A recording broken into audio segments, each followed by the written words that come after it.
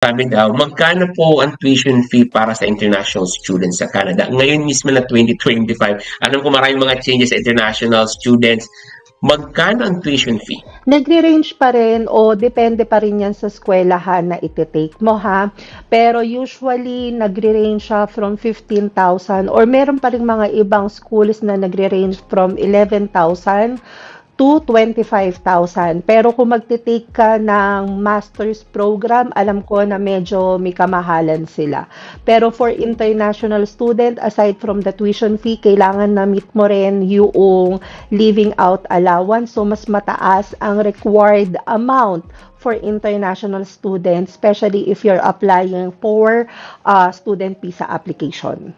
And that's it for today, Pumakap. Thank you very much for joining us, Pumakap. Before we end this video, we would like to invite you, Pumakap, to join our growing community, Canadian Dreamer Community. On this community, Pumakap, you will have an opportunity to access the following. You will able to join our weekly webinar, Pumakap, plus our 5 days immigration success, and also we have an exclusive immigration bootcamp. You will able to learn express entry, provincial nominee, or AIP, or how to find job offer here in Canada.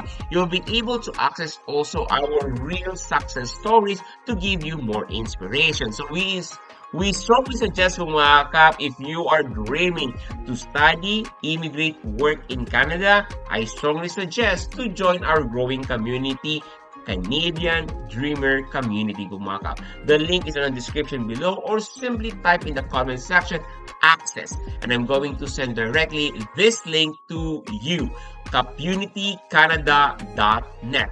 Thank you very much, mga kap, and signing out. Maraming salamat, mga kap, and see you here in Canada.